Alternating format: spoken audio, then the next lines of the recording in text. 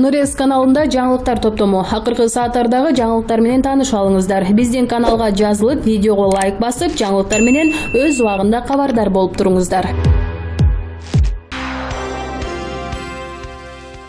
10 декабрда жогорку соттон мурдагы башкы прокурор Аида Саляновага лицензия боюнча козголгон кылмыш иши жаңы жагдайлар менен каралууда. Ал эми мурдагы депутат Өмүрбек Текебаев Саляновага козголгон кылмыш ишин абсурд деп алады. Аида Саляновага козголгон иш негизсиз козголгон. Салянова өзүнүн мыйзамда көрсөтүлгөн милдетин аткарды. Мыйзамда эмне көрсөтүлдү? Эгер аракеттеги адвокат мамлекет кызматына барса, ал ишин токтотот. Ал эми кызматтан кеткенден кийин лицензиясын кайра алып иштей берсе болот. Бул иштин заказчыгы Атамбаев болгон дейбиз. Анын кеткенине 2 жыл болду, эмне үчүн дагы эле созулуп жүрөт, мен үчүн түшүнүксүз, деди Текебаев.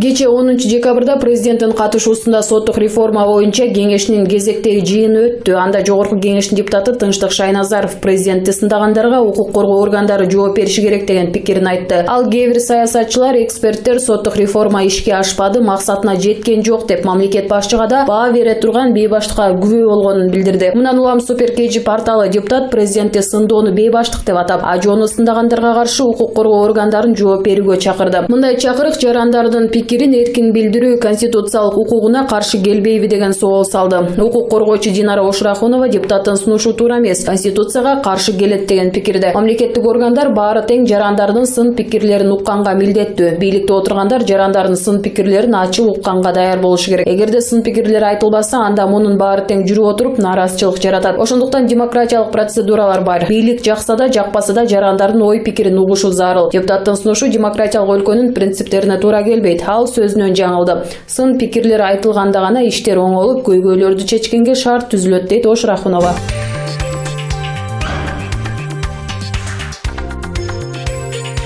Нарын облусунун 42 айылын ичүүчү суу менен камсыздоо үчүн 32,9 миллион доллар сарпталат. Мындай маалымат бүгүн жогорку кеңештин агрардык саясат, суу ресурстары, экология жана регионалдык өнүктүрүү боюнча комитетинин Нарын шаарында өткөн көчмө жыйынында айтылды. Азия өнүктүрүү банкы каржылоо жаатында башкы өнөктөш катары иш алып барып, кыргыз өкмөтү тарабынан долбоор жүзөгө ашууда. Мунун ичинен 31 айылды таза суу менен камсыздоо биринчи транш менен ишке ашат. Жыйында Нарын облусунда айылдарды ичүүчү суу менен камсыздоо жана санитарияны өнүктүрүү долбоорунун алкагында Азия өнүктүрүү банкы 13,7 миллион долларды грант, 13,7 миллион долларды насыя түрүндө берери маалымдалды. Ал эми өкмөттүн 5,5 миллион долларды кошумча каржылоосу каралган. Долбоор ишке ашса, Нарын облусунун айылдарында жашаган 90 миң жашоочу ичүүчү таза суу менен камсыз болот, деди суу ресурстары боюнча мамлекеттик агенттигинин директору Көкүмбек Таштаналиев. Депутаттар 42 айылга таза суу киргизүүнү 2 траншка бөлгөндө долбоор узакка созулуп кетерин айтышып, бир эле каржылоо менен ишке ашырууну суранышты. Бул сунуш өкмөттө каралары айтылып, облус аймагында таза суу мыйзамынын аткарылышы бир добуштан жактырылды. Көчмө жыйынды аталган комитеттин төрагасы Нурбек Алибеков жетектеп алып барды. Маалымат үчүн айта кетсек, Нарын облусунда 135 айыл болсо, анын ичинен 42 айыл ичүүчү таза суу менен толук камсыз болгон эмес.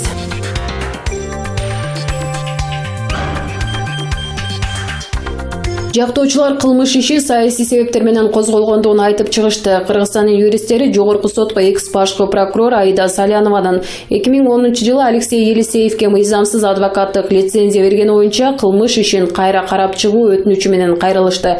Негиз катары алар Кыргыз Республикасынын жаңы кылмыш кодексинин күчүнө киргенин көрсөтүшкөн. Сотторго кайрылуусунда жактоочулар Аида Саляновага карата кылмыш иши саясий себептер менен козголгондугун белгилешкен.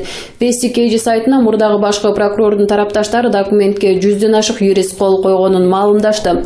Жоосундун декриминализациялануусуна байланыштуу кылмыш жоопкерчилигинен дароо бошотуу жөнүндөгү Кыргыз Республикасынын жогорку кеңешинин 59 беренесинин императивдик мүнөзүн эске алуу менен биз жактоочулар, юридикалык вуздардын окутуучулары, практикалык юристтер Кыргыз Республикасынын жогорку сотунан мыйзамга ылайык чечим чыгарып, Салянова Аида Жеңишбековнаны жоопкерчиликтен бошотууну суранабыз. Муну менен бирге Салянова АЖга карата козголгон кылмыш ишине саясий себептүү мүнөзүн жана кылмыштын курамынын жоктугун эсепке алуу менен ошондой эле бул кылмыш ишин кайра карап чыгуу үчүн мыйзам тарабынан каралган атайын тартип болуусу керектигин түшүнүп, биз бул кайрылууну Салянова айыпталып жаткан жоосундун декриминализацияланышына байланыштуу сиздин карап чыгууңузга коюуну туура көрдүк. Урматтуу жогорку соттун судьялары, юридикалык коомчулук, сиздерди акыйкат жана мыйзамдуу чечим чыгарууңарды суранат. Сиздер чыгарган чечим жазанын гуманизацияланышы керек болгон башка миңдеген мисалдарга үлгү болот болот деп сөзүн жыйынтыкташкан юристтер. Эске салсак, буга чейин Аида Салянованын кызмат абалынан кыянаттык менен пайдалангандыгы боюнча күнөөлүү деп табылган. Ал 5 жылга эркинен ажыратылып, кызы 14кө чыккыча жаза өтөө мөөнөтү 12 жылга жылдырылган. Учурда мурдагы башкы прокурор Кримтөөл Азиз Батукаевдин мыйзамсыз бошотулушу боюнча иште дагы каралууда.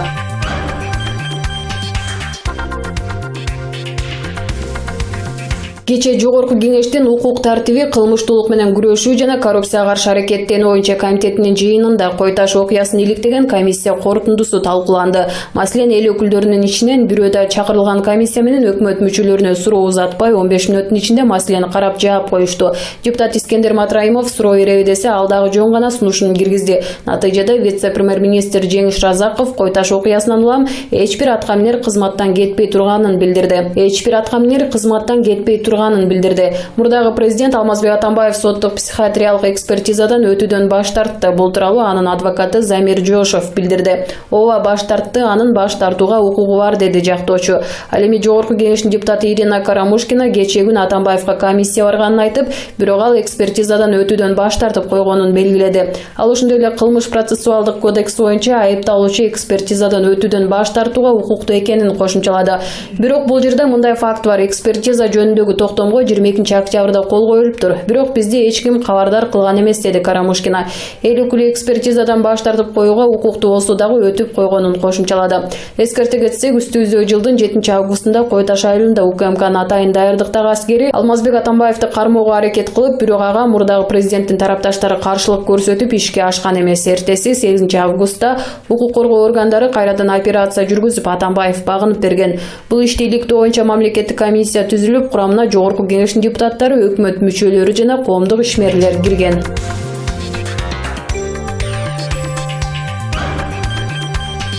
Канча жылдык тарыхы бар Кыргыз поштасы мамлекеттик ишканасы жасалма жол аркылуу бир адамдын кызыкчылыгы үчүн банкрот болгону турат. Ишкананын негизги милдеттеринин бири бул пенсионерлерге пенсия жеткирүү, гезит таратуу жана коопсуз шаар проектинин бактылуу каттарын айдоочулардын дарегине жеткирүү. Пенсия жеткирүү кат ташуудан байкоч баштальондор болбогон эле акча алат, керек болсо өзүн өзү актабайт дагы экен. Эми болсо ортодон чыккан ойрондор ал акчаны да кыскартып, азайтып атайын эле банкрот кылганы жатышыптыр. Өкмөт башчы эки жакты элеңдебей ушуларды бир карап койсо жакшы болмок. Же эмне мамлекеттик ишканалардын баарын банкрот кылуу максатпы? Бул ак факт кежи.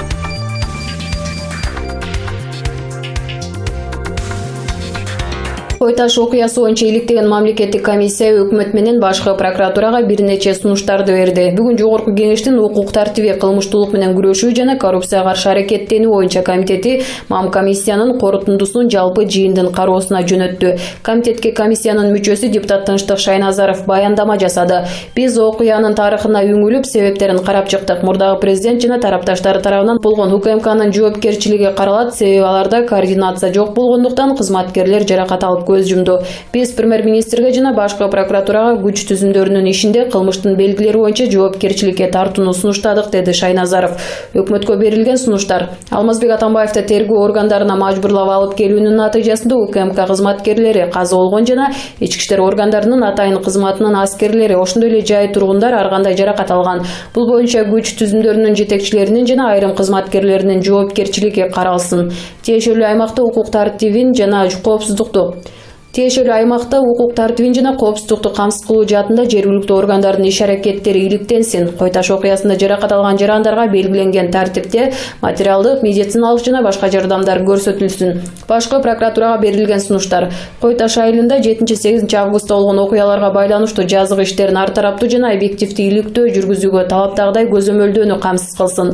Окуяны иликтөө учурунда процесстик иш аракеттердин жазык процесстик мыйзамдарына ылайык келүү жүйөсүн иликтесин. Алмазбек Атамбаевди тергөө органдарына мажбурлап алып келүү үчүн Альфа атайын даярдыктагы бөлүктү тартуунун мыйзамдуулугу жана негиздүүлүгү иликтенсин. Натыйжасы боюнча тиешелүү кызмат адамдарынын иш аракеттерине укуктук баа берилсин. Окуя болор алдында тиешелүү прокурорлор жана укук коргоо органдарынын кызматкерлери укук бузуулардын алдын алуу жана бөгөт коюу иш-чараларын жүргүзбөгөндүгүнө укуктук баа берсин. Эскерте кетсек, үстүбүздөгү жылдын 7 августунда Кой-Таш айылында УКМКнын атайын даярдыктагы аскери Алмазбек Атамбаевди кармоого аракет кылып, бирок ага мурдагы президенттин тарапташтары каршылык көрсөтүп ишке ашкан эмес. Мунун кесепетинен атайын даярдыктагы кызматтын башчысынын орун басары Үсөнбек Ниязбеков Атамбаев каза болуп, бир нече жоопкер барымтага алынган. Эртеси 8 августта укук коргоо органдары кайрадан операция жүргүзүп, Атамбаев багынып берген. 2 күндөгү чыр-чатактын жалпысынан 136 киши ар кандай жаракат алган.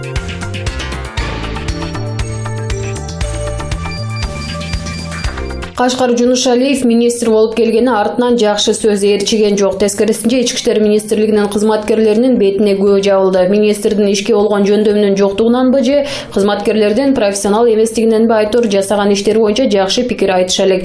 Же башчысы кандай болсо, курам ошондой болобу. Өткөн аптада Ички иштер министри Кашкар Жунушалиев орун басары Мирлан Каниметов менен жогорку кеңешке келишти.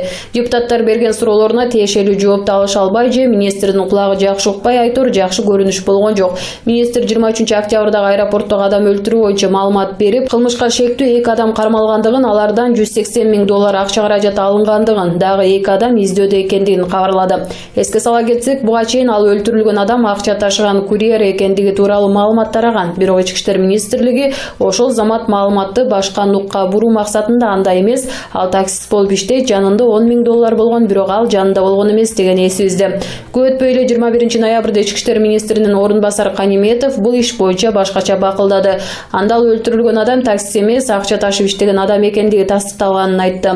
Андан тышкары кылмышка шектүүдө 2 киши кармалганын жана алардын жашаган жеринин тинтүүдө $100 миң алынганын кабарлаган. Жакшы көрүнүш табылган акча $10 миңден $100 миң көтөрүлдү. Эми болсо министр өз оозу менен кылмышка шектүүлөрдөн $180 миң алынганын балп этти. Суроо туулат, кимисине ишенебиз? Алгачкы таксист жанында $10 миң болгон деген маалыматкабы же Каниметовдун $100 миң же министр Кашкар Астакановичтин $180 миң $100 миң деп Каниметов калп айттыбы? $80 миң кайдан кошулду? Депутаттар менен суроо жооп алышууда министр өзүн бир башкача алып отурду. Түз суроого буйтактап жооп бербей, кылмышкер боюнча маалымат берүүдө аэропорттун ичи бизге карабайт, биз сыртына жооп беребиз дегенди билдирди. Анда Ички иштер министрлигинин линейный бөлүмү каякта карайт? Ал аз келгенсип, азыр бизде коррупция, контрабанда, экономикалык жана кызматтык кылмыштар жок деп эмнени айткысы келди. Кыскасы, Кашкар мырза картайдыбы же суроодон качтыбы? Министр Жунушалиев өзү катышып, ийгиликсиз болгон иштер. Ороктогу улут аралык жаңжалда 1500 кызматкер менен барып, 150 жаш балдарга туруштук бере албай койгон. Солтон Сары кенидеги ызы чуу болгондо барып, түнү менен Кочкордон ары өтө албай жолдо калышканы чынбы? Министр баш менен барып, алгылыкты иш кыла албай, Ички иштер министрлигинин имиджине шек келтиргени жалганбы? Инвесторлорду коргой албай, инвесторлорду качырды. Кыскасы, санай берсе толтура. Алсак, Баткенге орун басар Оразалиев менен барганда элге ок чыгарып бизге сөз кылган. Ага чейин Петровка окуясы, Ыс-көлдөгү Садыр Жапаровдун тарапташтары менен болгон кагылышуу. Бардыгы ийгиликтүү болгон десек жаңылышабыз. Депутат Момбеков айтмакчы, министр чал болдубу же чарчадыбы айтор, акыбалы анчейин эмес. Булак факты KG.